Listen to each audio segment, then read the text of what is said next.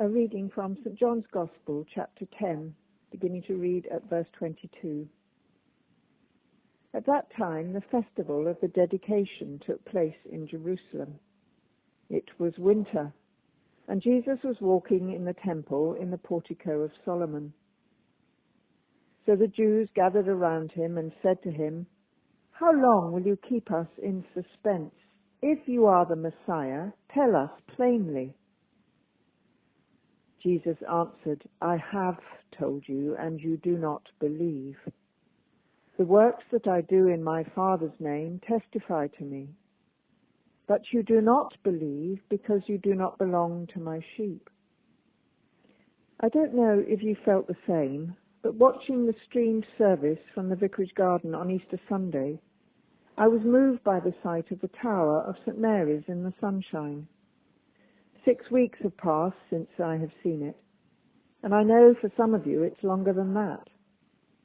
Over those weeks we have seen a concerted and heartwarming movement across dioceses and parishes to ensure that although our church buildings are locked, the work of the church and the sharing of the love of God, that is the point of the church, has been very much in evidence, and indeed in some ways even unlocked, in the very different situations that COVID-19 has thrust upon us.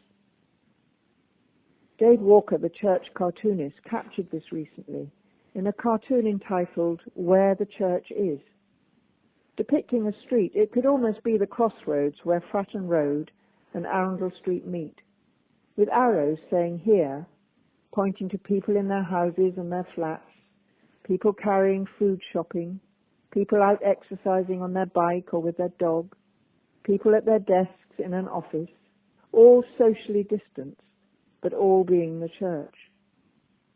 We will have learnt a lot from the experience of what the Archbishop calls being separated but together, and much that will be carried forwards. However, I know how emotional it will be and how much we will rejoice when we are free to open the doors of our churches again, to enter those special places, to walk around that sacred space, and to be physically present in worship together once more. Our Gospel reading today from John begins with a reminder of a time when the Jewish people not only had their temple barred from them, but had it ransacked and ruined and desecrated. The festival of the dedication, today called Hanukkah, celebrates the time when the temple was restored after Judas Maccabeus overthrew the tyrant Antiochus Epiphanes in the year 167 BC. It is a winter festival that lasts for 8 days, recalling the miraculous way in which the temple light continued to burn for 8 days until more oil could be found. It was at the time of that festival, we are told, that Jesus was walking in the temple in the portico of Solomon. The passage that follows continues to describe Jesus' response to the repeated question of who he really was. Was he the Anointed One, the Christ, or was he some impostor?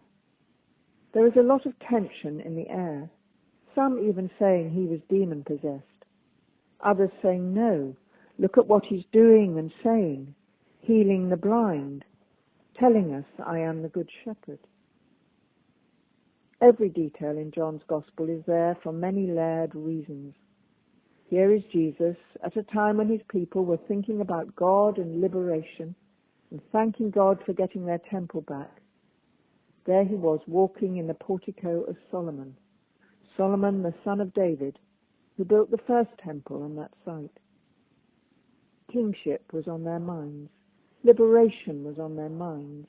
And here was Jesus saying he was the real shepherd, the real liberator sent by God. I and the Father are one. It was too much for some.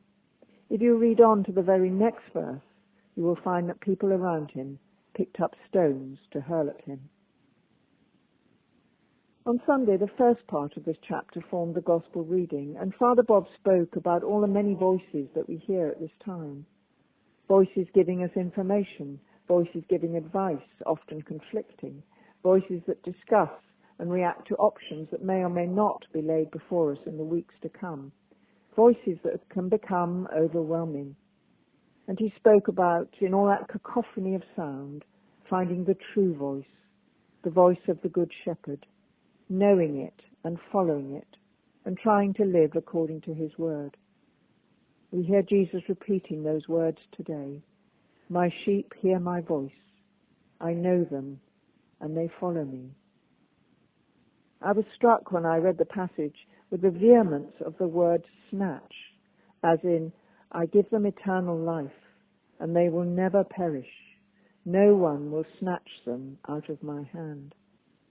Snatch is a strong word, a hostile word, and it struck me that the virus has been doing or trying to do a lot of snatching. Snatching of our freedom, snatching of our plans, snatching of jobs and livelihoods and being with people, and most sadly, snatching of life. So much good and dedicated work is going on to counter that snatching and to alleviate the misery it brings.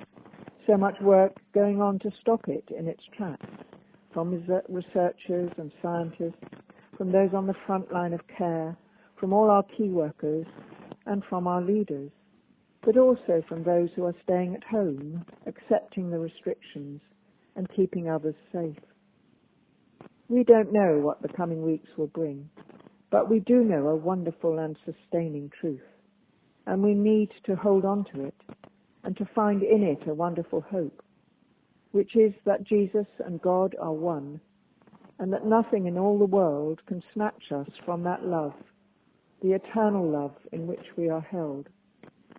That is the great and wonderful good news of Eastertide, and that is the news that we are called to share from wherever we are as God's church. May he bless you and keep you. Amen.